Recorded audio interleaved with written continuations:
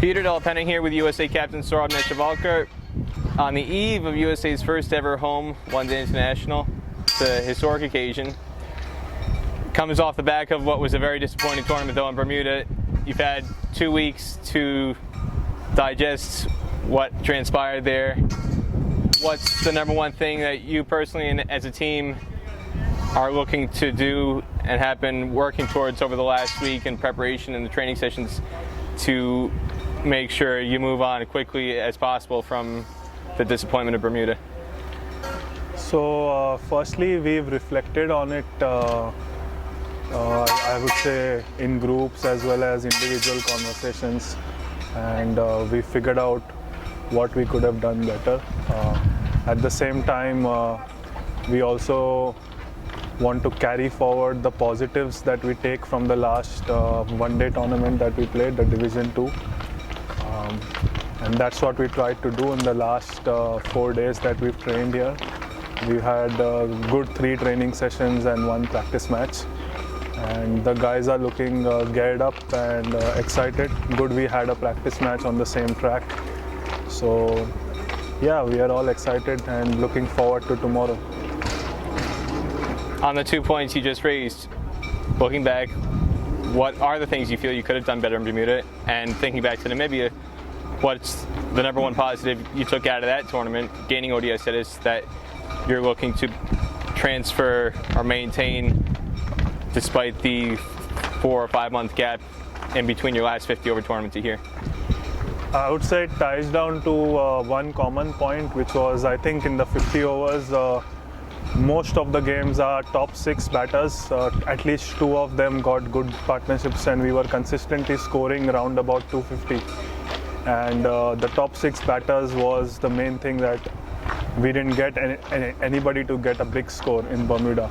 So we had a chat with the top 6, and they all know individually as well as a batting unit how they need to work on it. And they've been trying and trained for 2 weeks, and the last 4 days especially here.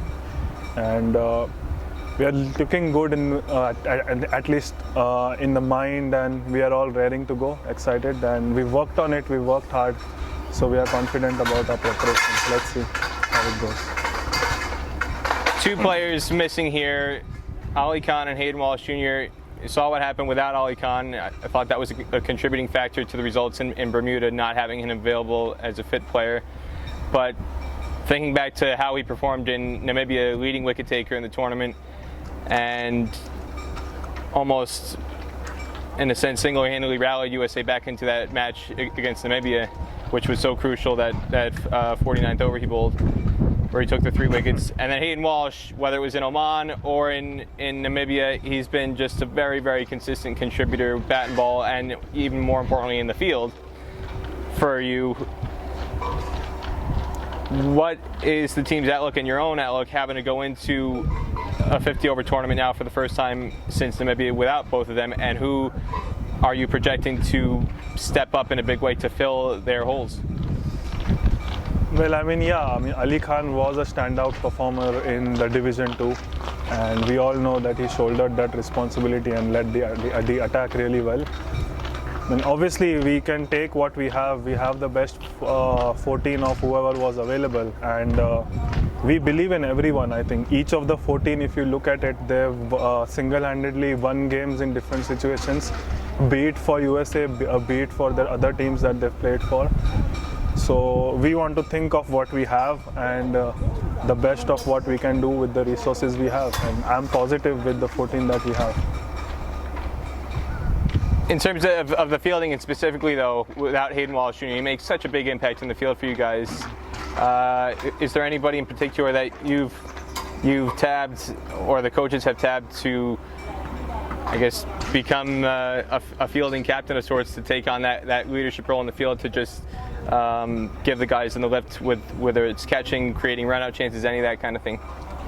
I mean, we have quite a few good fielders there. We have Steven there, Karima is a brilliant fielder, Monank is active, Aaron is active on the field.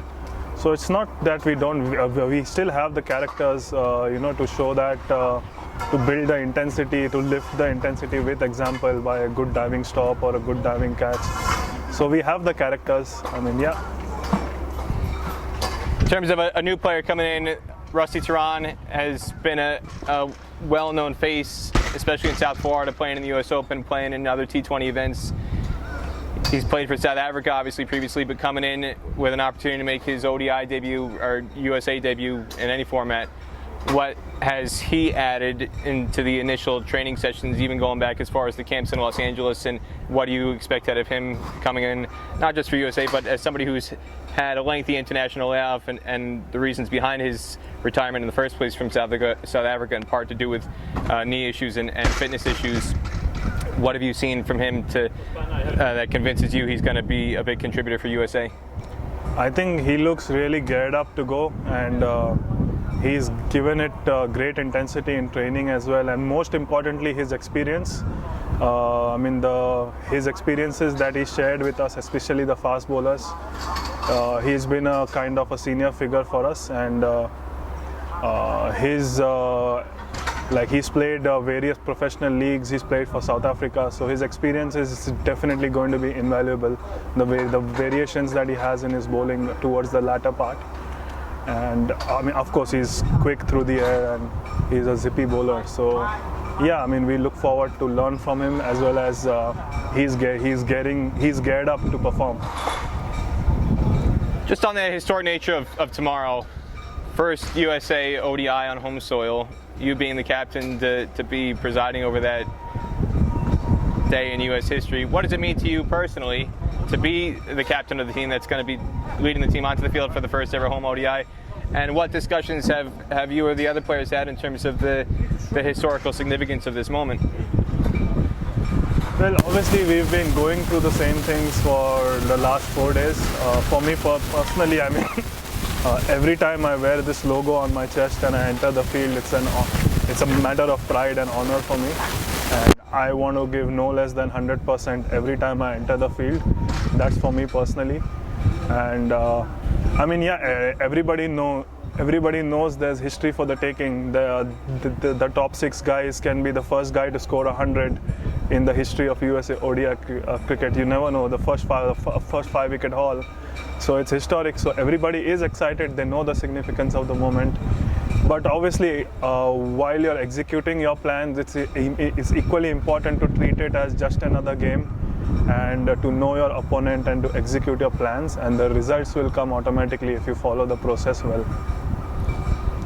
Anything else you want to say about tomorrow, about the match, or anything about Papua New Guinea and the fact that they're the same opponent you guys lost to on the last day in Namibia in your last ODI? I mean, fresh ground, fresh conditions. It helps to know the opposition. And I mean, yeah, we'll be prepared with our plans and we'll try our best to execute tomorrow. And yeah, let's see, may the better team win, but we'll give our best.